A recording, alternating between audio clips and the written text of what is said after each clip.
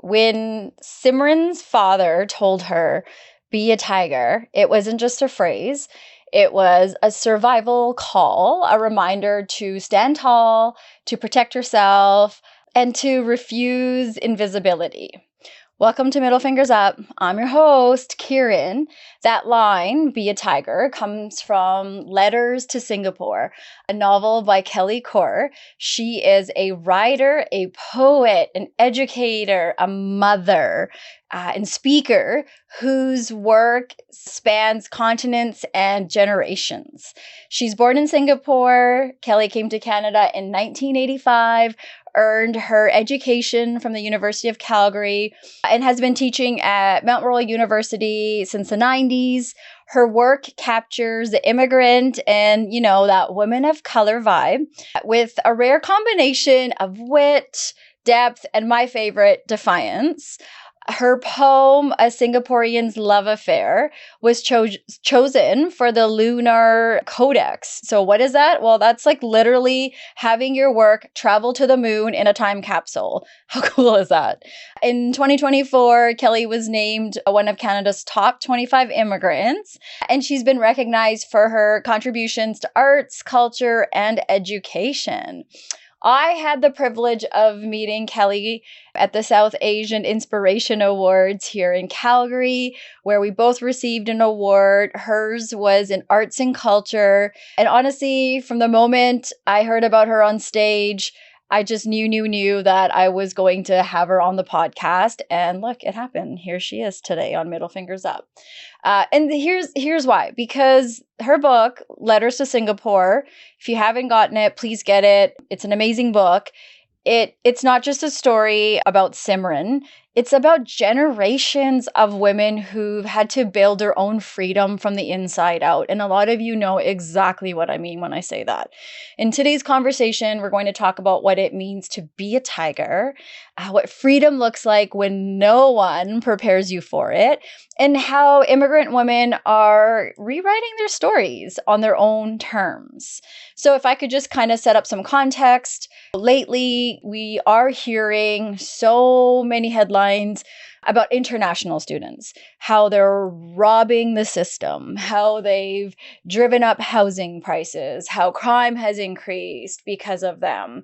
And these sound bites erase the truth. They've crafted, they're crafted from this like same white supremacist systems that once, have been told to our own families, that whole we don't belong here. And then they turn this struggle of immigrants into a scandal.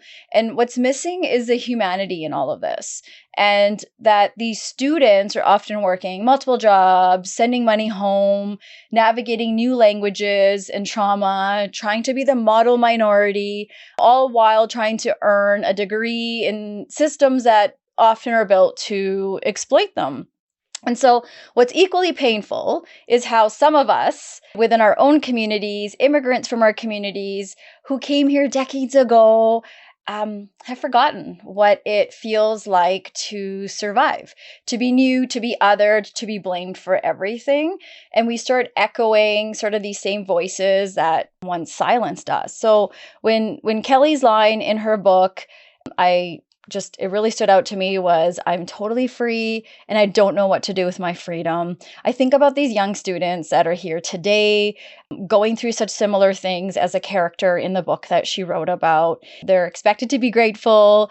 They're also expected to stay quiet. And then they're also expected to fit in and fade into the background. And so I'm really excited to talk to Kelly about this book, about her own experiences that mirror the book. And honestly, what freedom really means when the world still tells you who and what you should be. So here we go. Let's welcome Kelly. Hello, welcome. Thank you for being here.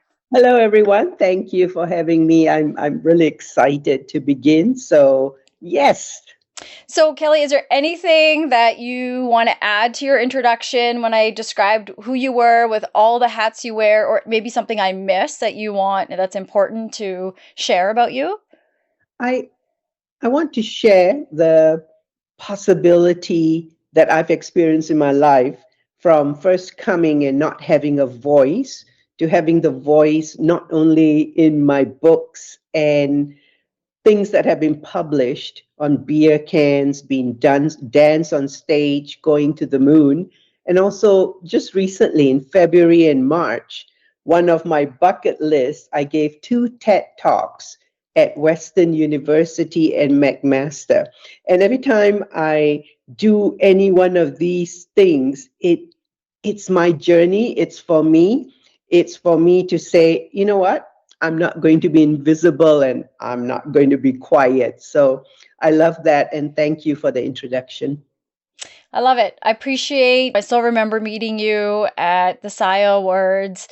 Your conversation, your daughter was there, how they described you while you were on stage. All of this just radiated so much strength and grace that honestly drew me in. And so I'm really excited to get into it, get to know you, and pick your brain about your book. So how cool is it to read a book and then be able to talk to the author of the book? You know, all these questions we have. So I'm looking forward to it.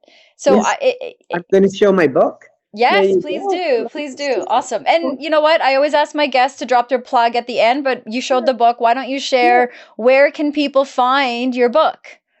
If you're in Calgary, you can pick it up, say, at Owl's Nest Bookstore. You can actually even order it, and I think they'll even deliver it to you if you're in Calgary.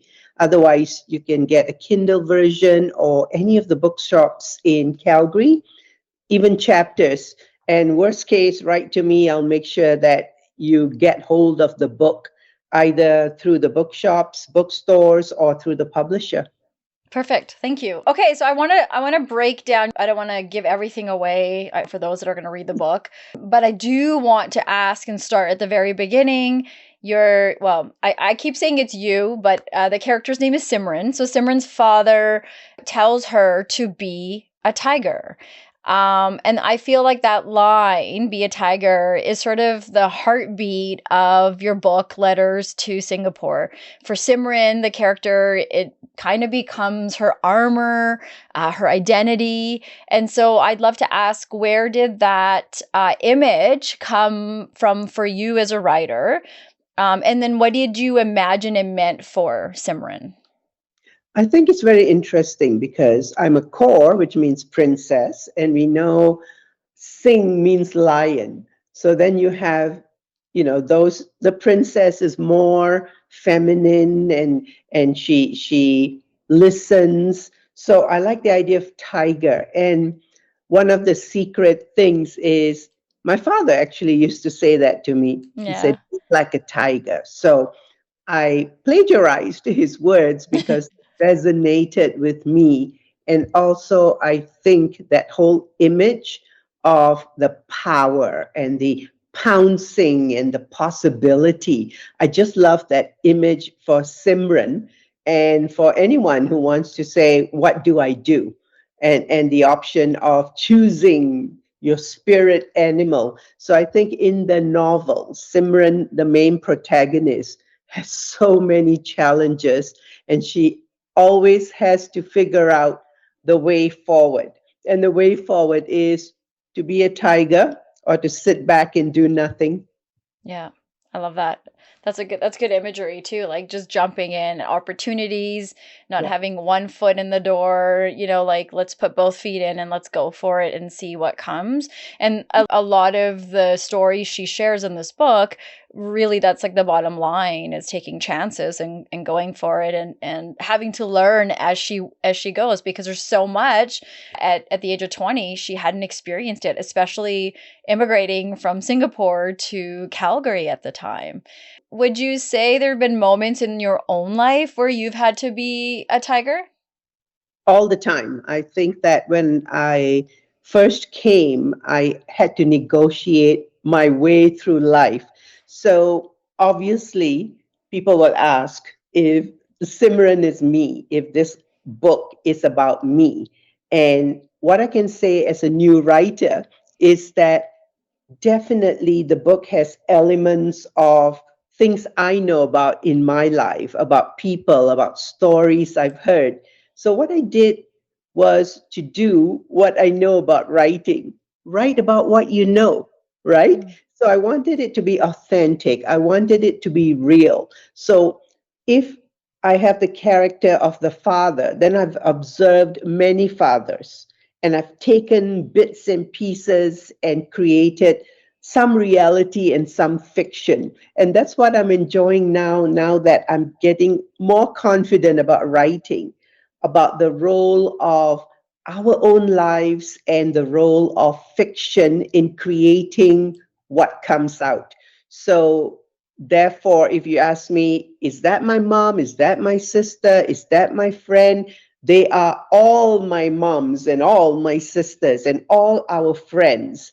And I'm so glad that I could take bits and pieces and create the story. And at the end, I'm like, holy cow, what happened here?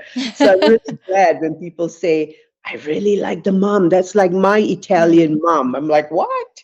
Right? So when you write, you don't know the monster or the beauty you create becomes someone else's reality as well. So I'm enjoying that experience. I think that's so well said and really well played out in the book because there is so many moments, not just with Simran, but the other characters in the book that even I related to.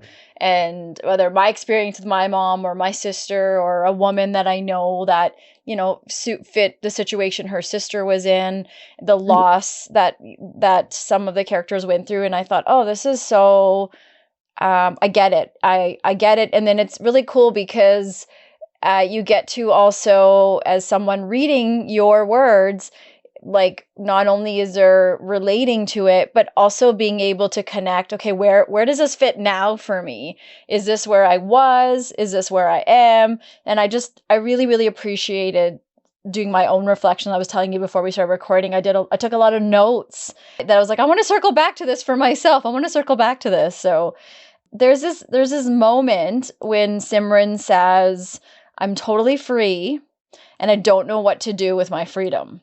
And it's like this double-edged sword that I think I can imagine coming from Singapore, where she talks about what her life was like in terms of the expectations of her dad and her mother, and not really having that sort of freedom that she's now exposed to on her own. And so, what kind of freedom did you imagine she was confronting emotionally, culturally, or maybe it was something deeper? Like, I'm really curious to hear.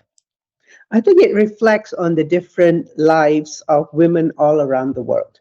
So, for a South Asian woman, a Punjabi, a Sikh woman who came from Singapore, in the novel, Simran has come from the arranged marriage situation. And now she has to negotiate her own life.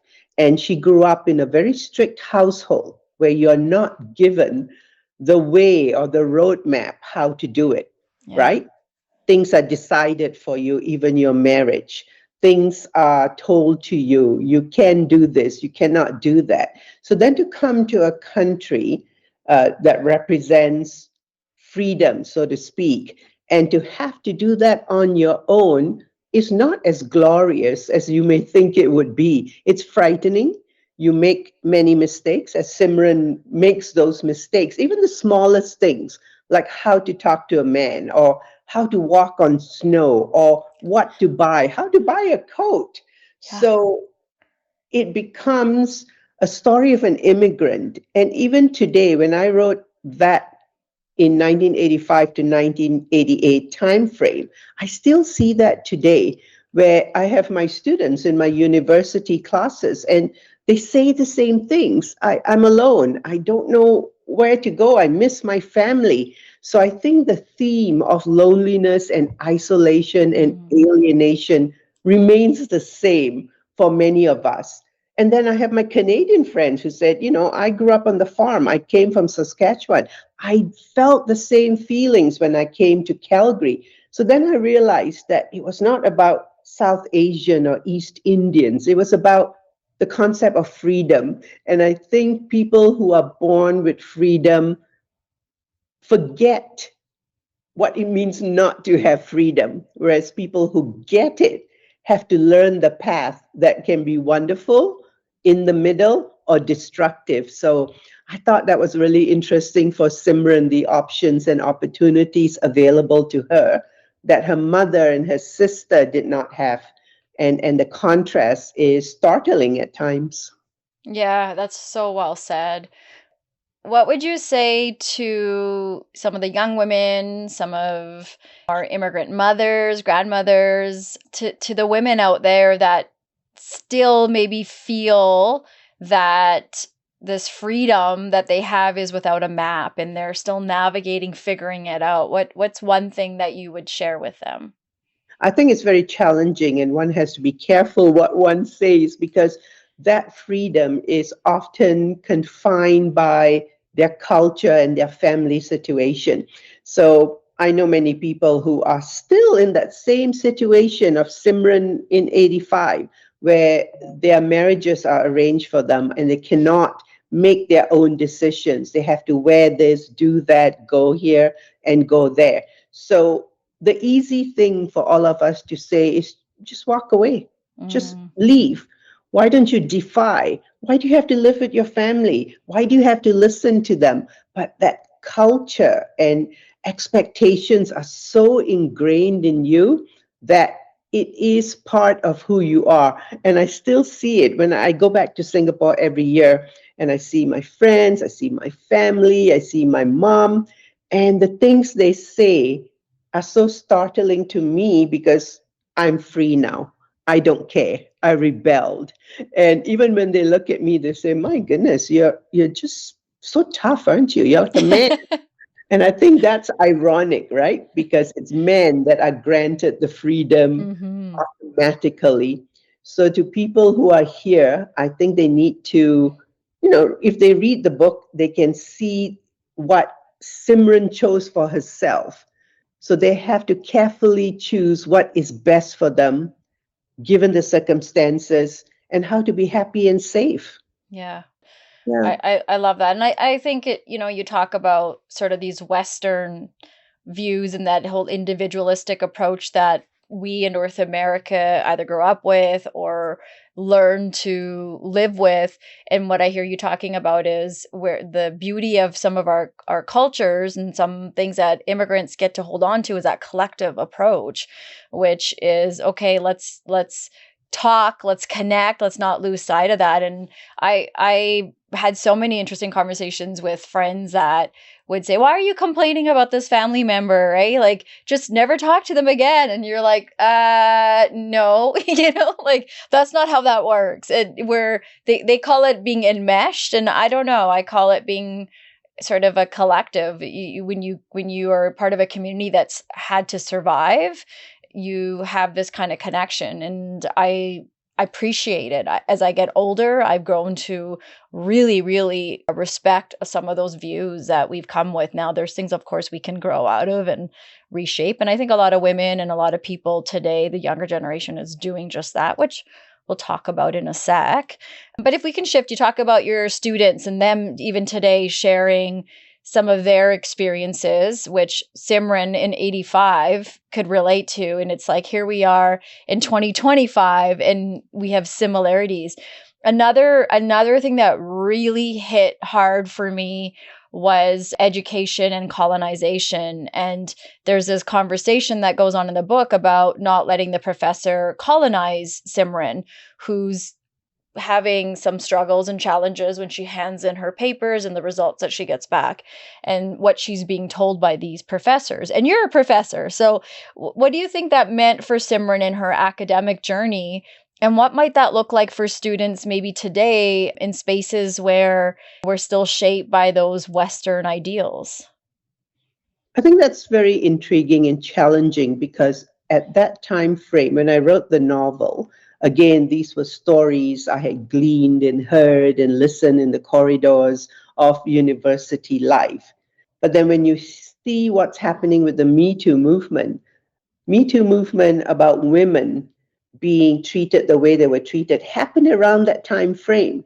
But then it comes down to the idea of power, right? Mm-hmm. It's patriarchal, it's misogyny to some extent, it's power of the university instructor versus the student, and how that can be used. And I think that when the immigrant or a young woman or a man, anyone, is in that situation where they have the professor who can determine the outcome of everything, they have to find a way to navigate their own freedom.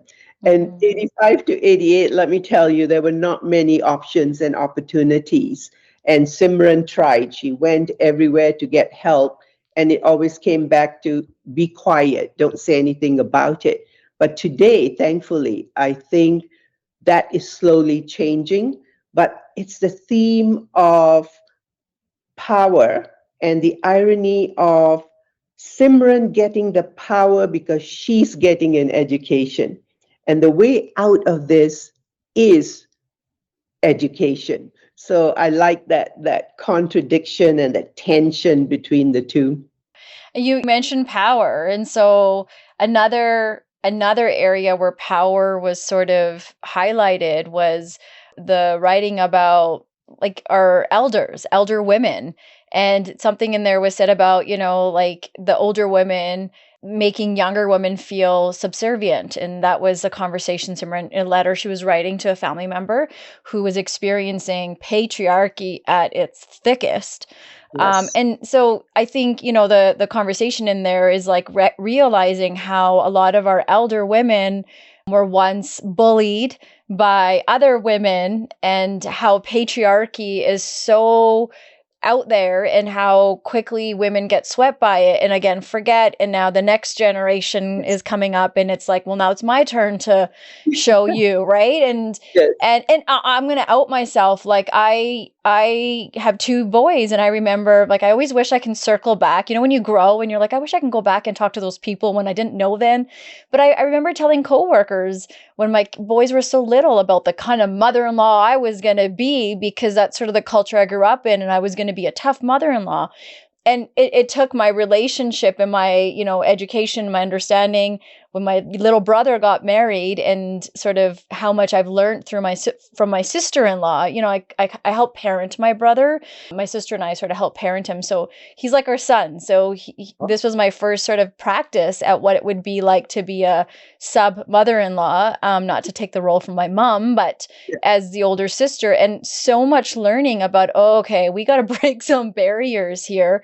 And then it made me sort of view how and what kind of space I wanted for my sons should they ever get married. I just, it hit home, because for my own self, I'm like, yeah, I was caught in that crossfire too. So what do you think, that tension between the generations, like, why do you think it still exists for women, that tension through the generation? And what is the thing we can do to encourage, maybe a PSA here for women, that sometimes, we're so far up, and pardon my French, patriarchy's ass. Like, we get so caught in it, and we fuel it, and we encourage it. What's the thing that we could focus on to start to break those cycles? Or for those that are doing it, how can we encourage they continue to honor that? I couldn't resist in my novel. I had to zoom in on mother-in-laws because, again, growing up, I saw that happening all around me. You have the wonderful mother-in-laws. We don't care about them. We love them. It is the mother-in-laws from hell that really amused me, worried me, and concerned me, because I could see the power one woman would have over the other woman, as you said. And I think, again, it's tied up to culture, it's Mm-hmm. tied up to izzat, right? This is a reputation. This is the way it has to be, especially in a South Asian community or many immigrant communities where the mother figure and the mother-in-law figure now has also the power over the younger version, so to speak. Mm. And I think that the way out is very challenging. For me, for Simran, it is to speak up, to say something. And once again, her tool is education. By getting her degrees, she was able to rebel and have a voice. In real life, I think there are many ways that people handle it. I've seen people do it with a smile and a nod, but continue to do what they want anyways. I've seen people fight, scream, and shout and overthrow the regime. And I've seen people just say, I'm never seeing my mother in law ever again. So you have to choose your options, right? For me, I'm just amused because I answer to no one. But when I go back home, I see all these people having to answer, kowtow in uncomfortable ways. And again, there's some amazing mother in laws and sister in laws and in laws, but there's some that still expect you to behave according to tradition. So the question is, what do we do about tradition? Do we overthrow the South Asian tradition, or do we keep the respect and the honor and showcase it in a different way to be equals? And I don't think some of the mother-in-laws are ready for that equal status yet, are they? Yeah, that's so well said. And No. you're right. It's a balance. It's not one extreme to the other, because there is a lot of good in the culture as well. And I think that's why people are so afraid to, just zooming in. I think sometimes as a community, we're so afraid to, because we think it's got to be one way or the other. So we're going to lose the whole culture, the language, the mother tongue. And so just keep everything, including all the crap, versus no, no, no, we can have a balance and we can outgrow. We're now amongst this younger generation that does this two really powerful words that they utilize is but why. And we didn't grow up with that. I know my mother didn't, my grandmother didn't.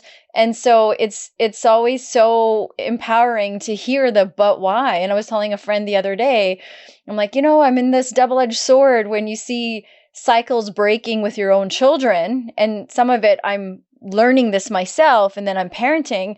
And so on one hand, I'm so mad when my kids are like, but why? But then on the other hand, I'm like, yes, you should be asking me this, Yeah. because, I need to also critically think, why are we asking you to do this weird, wild thing? So if we were to turn some of this into mentorship, and I think that's sort of what we're talking about, is how can women be for women? How would you describe what mentorship would look like for you? What do you you want to be mentored by? What kind of mentoring do you want to do? And how can we maybe honor some of that and practice that as women? In my situation, for me, it became obvious and easy. So I have a daughter. She's 27 years old. So right from the very beginning, I gave her freedom. I didn't have much freedom. Simran didn't have much freedom. And when you don't have it, it becomes attractive. So I thought, let me experiment with this child. I have a son as well, so both of them. But especially, I was curious with my daughter. So I gave her all the freedom she wanted. I said, do what you want. Tell me what you're doing. I will drive you. I will take you. I will listen to you. I will be there. I will meet your friends. Let's collaborate and let's communicate. And luckily for me, that really worked, because I would see my children at 9 or 10 o'clock. They're at home on the weekend. And I say, go out. They say, oh, no, we want to hang out with you. I'm like, I fought for your freedom. Go out and have fun. Look at what's Simran. She can't do anything. Yeah. No. So when you have freedom, you have choices, Yes. then it doesn't become attractive to rebel. So mentorship comes from open communication, changing the status quo. I mean, the things I've done, especially with my daughter, allowing her the freedom to be with whomever she wants and to experience and experiment, really worked out, because I'm proud to say she's turned out to be an amazing young woman who can think and argue, can stand for herself, and makes better decisions than I have ever done.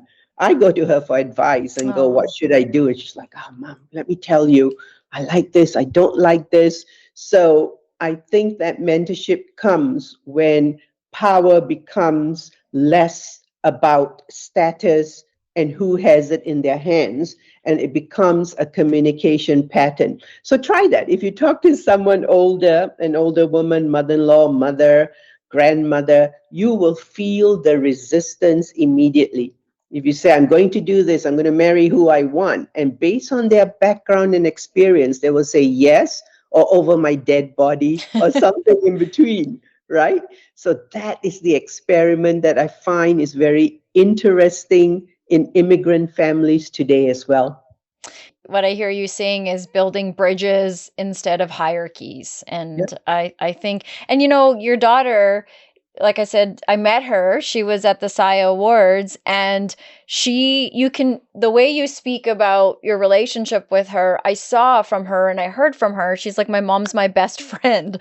You know, like she's like, no, I love going with my mom. We're so close, is what she had said to me. And so I love that. I think you did a wonderful job, and you are learning, figuring it out on your own. And then what a wonderful way now to see an adult who's your child that you're like, okay, I broke some barriers with, and look at where she's at to have this strong relationship with you. And she can do Um, whatever the heck she wants. And it's interesting because I'm very close to my mom in Singapore, but she still has traditional values. But I will tell her, I say, Mom, nobody cares about what you think about how you should dress. Mom, you cannot say things like that. Will you please stop? So we try to communicate, but she's a lovely lady. She listens, but she still has her cultural inculcations that are difficult to remove. But yeah, my daughter Tegan, she's a free spirit. And it only took me one generation from my lack of freedom to me being a rebel to her being free. That's how short it was, and I'm grateful for that. that's a solid point. One generation, like when you put that time and effort in growing and building self-awareness, and I always feel self-awareness is like a superpower. Not Yeah. everyone has it, and you have to figure out how to build it. But when you have that, it's such a guiding tool. And look at that, you're absolutely right, one generation, and here we are in terms of what your daughter's capacity is and compared to the work that you had to do. And she'll have her own challenges, but I think the key is giving her the resources in the way that you didn't get to have, and you had to figure out and navigate. And great character building for you, I'm sure. Yes, it But is. also you had to take the long way to get to some of these milestones, I would imagine. It is. I think having the autonomy and the freedom and the independence gives you the power, right? Mm, Not everyone needs an education. If you don't want one, that's fine. But if you can be guided by that light within you that comes from the knowing of stability and a yes. family who's there for you, as opposed to I'm going to marry someone from a different background, religion, caste, and they're going to disown me. Immigrants, South Asian, many of us have that extra burden of trying to fit in.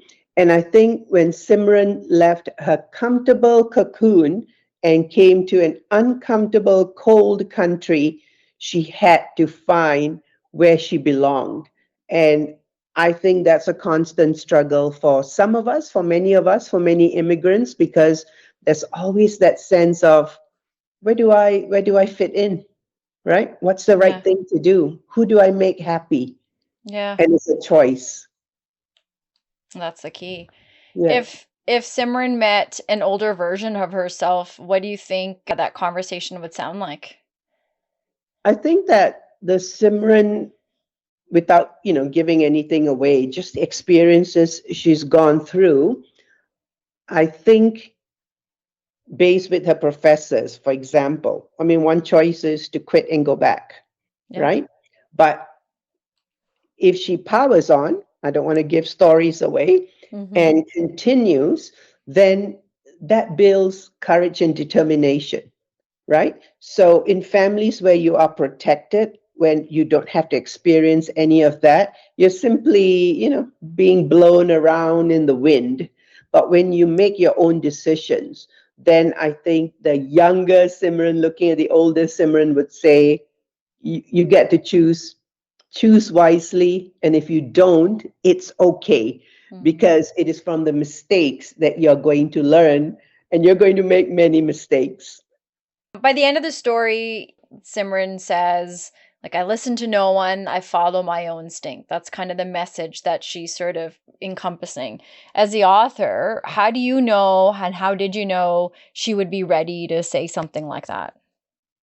When I was writing the novel, I had many opportunities thanks to my wonderful editor, Lisa Murphy Lamb, who said, we need her. We need her to grow. We need her to we need to show change, get stronger. And I thought, oh my goodness, how the heck do you do that? Right? This was my first novel. And I had a wonderful mentor, Aretha Van Herk, who guided me and said, send me 20 pages every 2 weeks, no matter where I am in the world. And I would send it, and she would say, this is good, or how about this suggestion? So I think having a story arc and deciding how your character is going to grow and having it be realistic. They were all big challenges for me as a writer.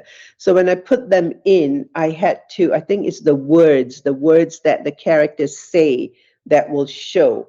So we have a young Chinese woman, we have a South Indian woman. They have more freedom than Simran's sister, for example.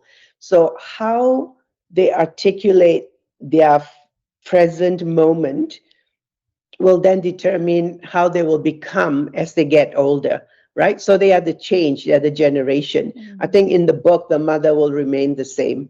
I don't think the mother has the capacity, capability, and opportunity to change dramatically. But there are moments where she'll say, oh, okay. When the young women talk back to her, she said, okay, right? As opposed to, no, you have to listen to me. I know everything. That's right. Yeah, Yeah, well said. yeah. Do you think that every woman has a version of that moment where she's like, okay, I'm going to follow my instinct. I'm not going to listen to anyone. You know, where she stops asking for permission? Yes, I've seen many instances of that, but I've seen more instances where the women have no choice. And that's one thing I think I was curious about. It's like, just leave, not happy, go. Why do you stay? And then when you look at the situation, you realize stay and leave and get what job? $1, $2 at McDonald's in whatever country.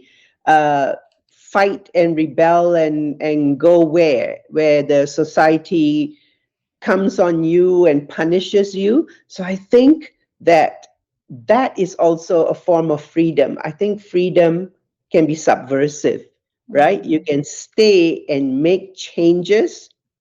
Or for many of us today in Canada, most of us can leave because there are sources and resources and places we can go to. So I don't judge anybody anymore. I used to think, not happy, just leave. What's wrong with you? And now I go, wow, holy cow. Wow, you can't leave. Ooh, what to do? What to do? Right? And for Yeah. me, the way out is you can get an education, get an education. Yeah.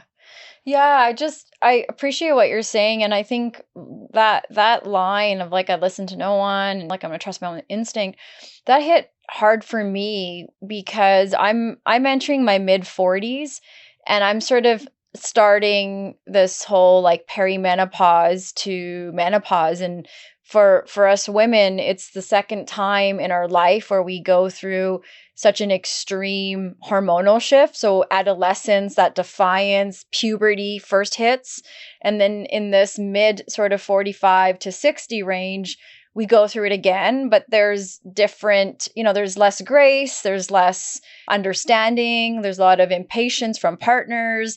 And I notice, like for as in my mid 40s, like I have privilege. I want to start with that. I know I have privilege. I've been able to follow my voice most of the time, but we're all taught as girls from whatever community we come from at such a young age, like you got to be good.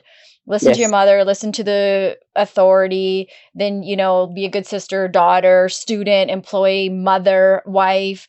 And then when we start going through this second act in our life, this hormonal shift, that I think like for me, that defiance is coming out again, like when I was 14, and I'm loving it. And I think part of what I'm loving about it is this is where I'm unraveling that part of my journey of, oh yeah, I have this thing called my gut and my intuition, and I've kind of walked away from it because I've been so focused on taking care of other people and other things that I can come back to me. And some people call it, oh, it's that midlife, like they pin it as you're going through something crazy. And I really do think it's like another chance for a lot of women Yes. to come back to themselves and, home or wherever that is. So I just wanted to share that because I felt when I read that line, that's how it resonated for me was, yeah, like saying I listen to no one doesn't mean you're going around saying no to everyone. It just means that sometimes we get to start with ourselves first, and not all the women that have been around us who were our role models had that opportunity. And I think those of us that can find that, that's that power, that's that privilege, that's that choice that we've been talking about through this episode that I think is phenomenal.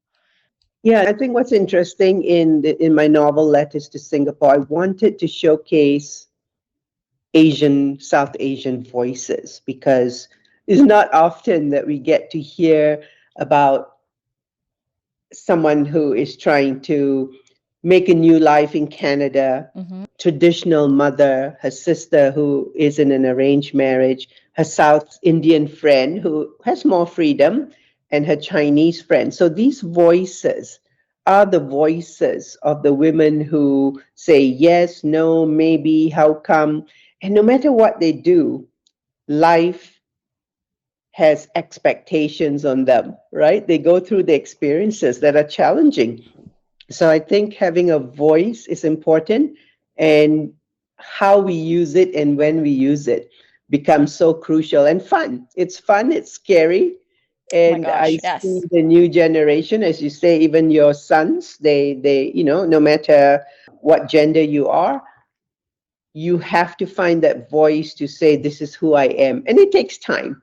I think you're right. When you're younger and then you get older, then you have children or not, and then you get older, then there comes a point where you're like, you know what? This is who I am. Take it or leave it. Yeah. And that's such a nice feeling, right? Oh my gosh, it's like liberating because you're Yeah. like, well, like, you don't have to try to look right. You can start to be right. So I just wanted to talk a little bit beyond the book. So like your journey, we're talking about Simran, we're talking about the book, but when you first started writing Letters to Singapore, like what story did you think you were writing, and what story do you feel revealed itself along the way? Great question. And this is for people who want to write and say they cannot write. I'm too young. I'm too old. I don't know anything. I just wrote this book a few years ago, and I had been dying to write. I teach literature. I have my BA, my master's in English, and I'm like, it's easy to write. But I never did it. I had so many rejections. So I gave up, and I thought there's no place for South Asian, East Indian stories about arranged marriages. I mean, nobody cares. So I gave up. So when this opportunity came, and I was under the mentorship of Aretha Van Herk, I had no clue what I was going to do. So my daughter and I brainstormed the night before, and I thought, what about letters? What about letters? And she's like, yeah, great idea. So I just kept repeating it, and then Aretha said, good, send me 20 pages every 2 weeks. And I said, I don't know where to start. She said, write the first letter. And so I wrote the first letter, and the moment I did that, slowly things fell into place. Because when you write a letter, you need an answer. Yeah. So write to mom, write to your sister, write to your Chinese friend, write to your South Indian friend, and they write back. And then what I love about letters is when I was young, I wanted to read my sister's letters, right? And when one came, I would take the kettle and steam it open and then read her letter, put it back, and I go, oh, you got a letter. So it's that eavesdropping on people's lives that I enjoyed. And the whole idea of people's lives are secrets. So when you are reading the novel, you are reading into the secret lives of people. When we Mm-hmm. look at each other, I look at you, I'm like, Wonder what letters she has, right? Because in those letters and in those writing, there are glimpses of what our authentic stories are as well, what we see and what we write. So once I got the hang of that, I had a really interesting time writing back and forth. And of course, nobody's interested in I'm happy, you're happy, they're happy. Who wants to read those stories, right? We want conflict. I had to come up with the idea of challenges and women and how are they going to survive. And I knew all the stories from my Singapore people. I grew up in Singapore, so I could start pulling things out so that they were true, they were real.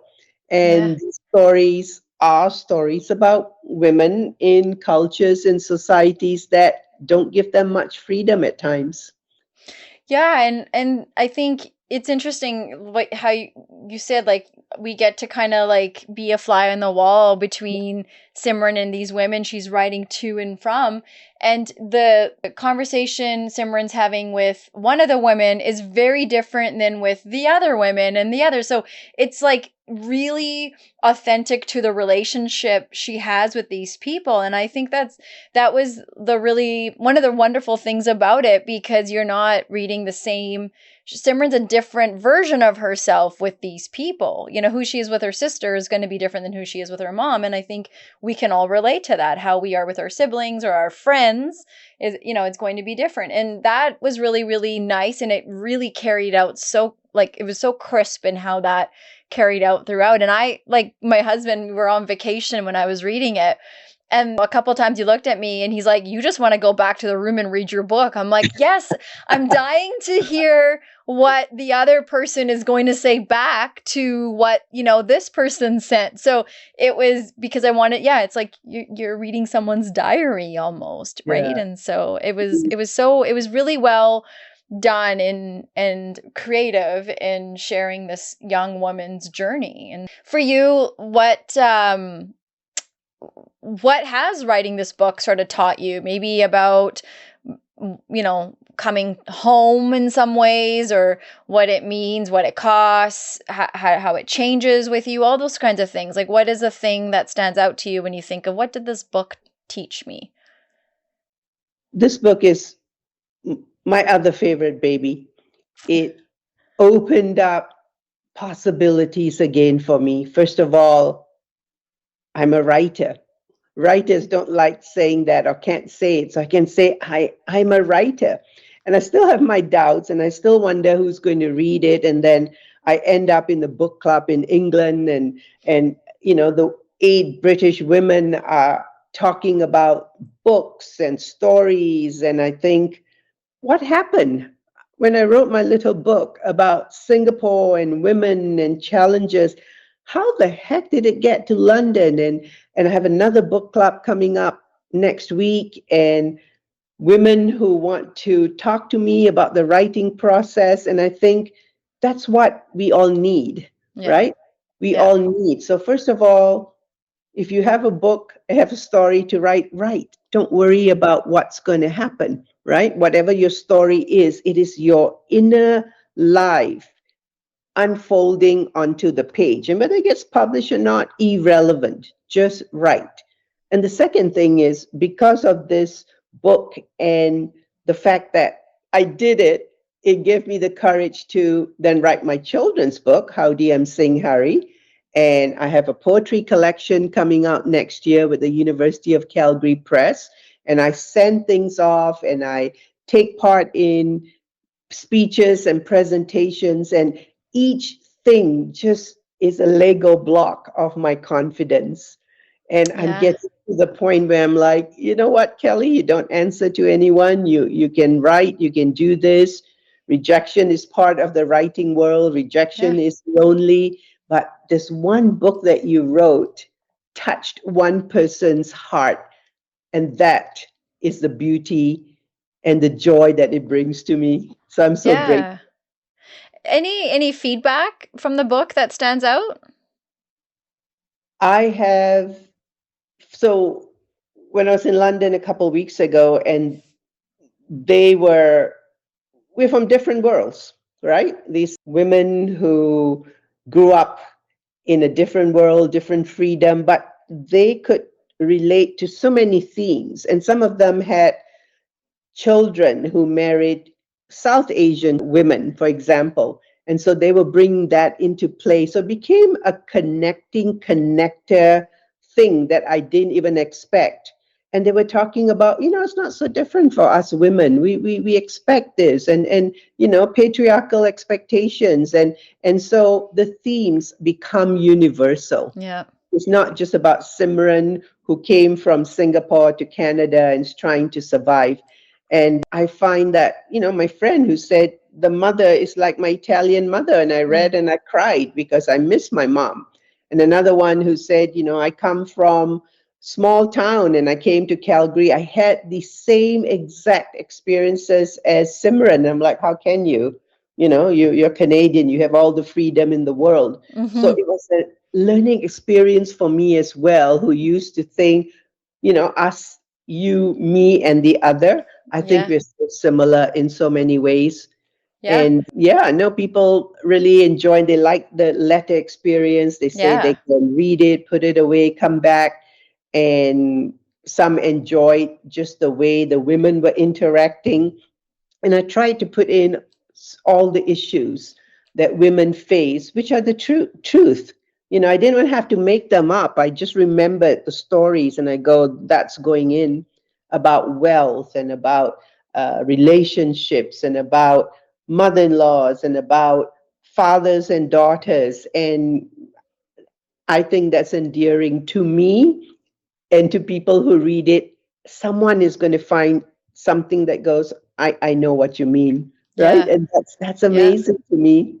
Yeah, absolutely. There's so many elements to it that it makes sense what you're saying, that women from different communities living in different parts of the world would Yeah. still find a connection. And I think that's the beauty of arts and culture. Like Mm. when as a community, for me, when you were up there receiving the award, I said to my husband, I'm like, so that there is some progression happening as a South Asian community when, first of all, the category is arts and culture. And then, Right. second of all, you have the South Asian woman winning this award. And I'm like, this is always for me. When you see arts and culture sort of thriving in your community, as a community, you are also thriving in many ways. And I think as a South Asian community, we've had a lot of wonderful artists, whether it's musical, yourself with writing. We have all these sorts of different avenues that we can connect to that maybe we didn't 15 years ago, 20 years ago. And I think that's a lovely part of connection, as you said, is that there's opportunity to have these conversations and relate and understand we're humans. At the end of the day, we are all humans. And if we can start to see that in each other, I think, oh my gosh, we'll get so much further. Yes. And Um, you being on stage and you doing what has never been done before, dialogue and conversations. I mean, who did that? Right. So for you to talk about all these important things too. And I know when you went on stage to receive your award, I'm like, hello, I want to know oh. that woman and what she's up to. So very inspiring as well. Thank you. And then here we are today, right? Having this conversation. Exactly. So Yeah. And do you, more do you- projects to come. oh yeah, we were having some good brainstorming earlier. Yes. So yeah. So I'm gonna ask you, as we start to wrap up, I have a couple more things for you. Do you feel like there's a sense of responsibility slash, I mean, the freedom, we've sort of talked about responsibility, being one of very few Singaporean, like born South Asian women that's writing? I need to write more, and I have to say there are more things that people don't talk about, and sometimes I'm frightened to write about it. Like there's more hidden stuff. So I want to slowly get into it, and fiction. I want to uncover it, but I also want to show the good, wonderful, joyful parts of life Yeah. as well. Right? Yeah. So I think it's intriguing, the responsibility of a writer, fiction, nonfiction, writing poetry. You do let people into your lives, right? Everyone who insists this story, Simran is me. Well, you're wrong, because my story is even more challenging or has more challenges and more secrets. And will I unfold them? I don't know. But Simran managed to do this in this novel, and I, the writer, found this vehicle to share women's stories in a way that I certainly hope and I think was successful in showing different lives. And that's important, right? It's Different so lives. important. At the beginning, I had mentioned sort of how our international students are being viewed, treated, received here. And it's like all of them are lumped into this, they're so bad. And that's not the story. Maybe No. that's one, or there's part of a story, but Yeah. there's a lot of isolation as well that these students are Mm, experiencing. And lonely. I like, you write a story about a student, like we said, in 1985, and it's 2025. And to flash forward today, there's so many similarities still. And I think, okay, like, what a way to bring out this narrative by humanizing these sort of experiences that are still happening. And if we can relate to the mother and the sister and all these other things, I'm also hoping we can relate to this human aspect of these students that are coming in that are already having all these challenges, and we're treating them like they're the reason our system is so messed up, you It's know? important because the Simran in the novel has to spend Christmas alone in a building. Everything is shut down. There's no food, there's no people, there's no one. So there are many immigrants today who they don't know what, Halloween. People come dressed as demons and come to your house and want candy. I mean, what a shock to the system. Or Christmas or Thanksgiving or eating turkey. I mean, it's so alien, and it takes time to adjust. No different than any of us going to Japan and trying to speak. I was in Paris and I didn't understand French, and I felt so alone and so afraid because I didn't know what was happening. I felt a loss of power. So I Mm-hmm. thought that's how some immigrants feel in Calgary, in Canada, when they have no access to the language and they don't know the culture, they don't know the customs, and you just look around and you go, help. So that's the powerlessness. And so the power comes from learning, assimilating, choosing, educating, getting out there, reaching out. And that's where you say the immigrants who are here today, hopefully, and I know many universities do have programs to help them, but do we need more? Right? So Yeah. stories like these may help people understand the immigrant experience of a student who Yeah. comes to Canadian universities. Yeah. 100%. Yeah. That's something you and I can maybe circle back to later as Absolutely. well. I just want to Um, say mm, spider symbolism, mm. creation, creativity, and destiny. That is what it symbolizes, and alongside concepts like patience, persistence, and connection. Oh, So look the at that. spider came as a symbol to you. Wow. I'm sorry, Mr. Spider, I put you in a bowl there, but Yeah, that's very interesting. Look at that, yeah, hey? I love that. Symbolism. That's always that's so cool. yeah, yeah, yeah. I'm letting that register.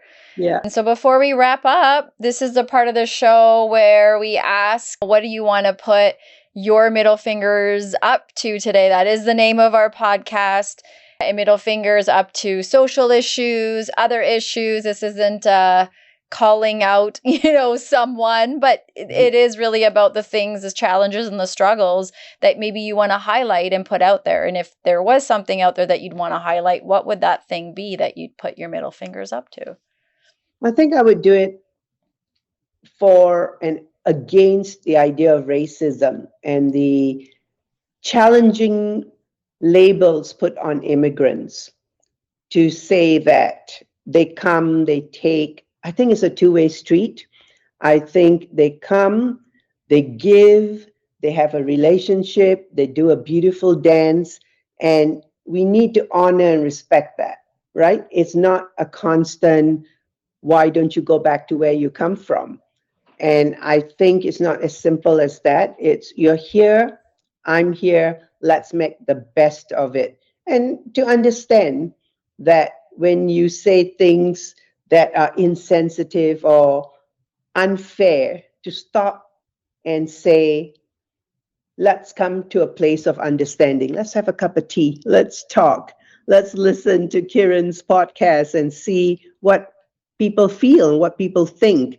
Because the middle finger is to say, it's not as simple as black, white, immigrant, Canadian, go back, stay. It's a matter of, I'm here and I deserve this beautiful life as well.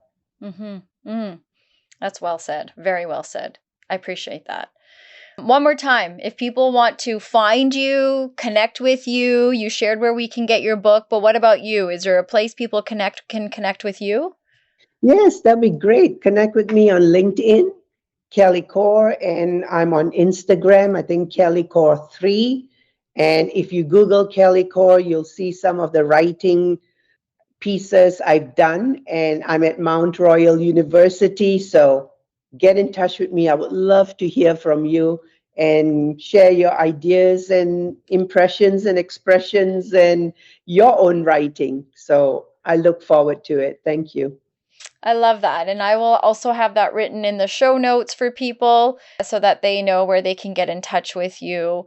Kelly, I don't want this to end. I want to thank you for this conversation, for your wisdom, for your courage to share Simran's story, to connect so many of us around the world to Simran and her story. And I think we all have a little Simran in us. And you certainly brought that out when I was writing in my diary while I was reading this book. And I also want to thank you for reminding us that being a tiger, it doesn't always mean fighting. Sometimes it just means refusing to disappear.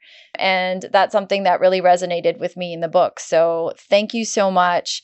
I hope people go out and get Letters to Singapore. It's available, as Kelly had said in the beginning. There's repeat the bookstore again, the Owl. There's Owl's Nest. There is, you can go to Good Old Chapters, but if you support the small bookstores, there's Shelf Life, there's Pages on Kensington, and definitely online if you want to get a Kindle version. Those are your options as well. Lots of places to get the book. Lots of places. I love that. And for everyone listening, we always say these conversations that we have with our guests here, these are door openers on Middle Fingers Up. We're just scratching the surface, just starting these conversations. So if there's anything about this conversation that resonated with you or made you go, oh, what's that about? Reach out to Kelly, reach out to me. I want to hear it. I want to build off of these conversations with you. So Kelly, again, thank you so much. Any last comments, anything else you want to say before we call it a day? Few more things. One, if anyone has a book club and want to talk to me, let me know. We'll all meet at Kiran's house. Yes. I'll supply the food. Or anywhere else. And, in the spirit of my background and culture, I want to say Sat Sri Akal, Namaste, and yo, mama, go for it, man. Yes, so well said. I love that.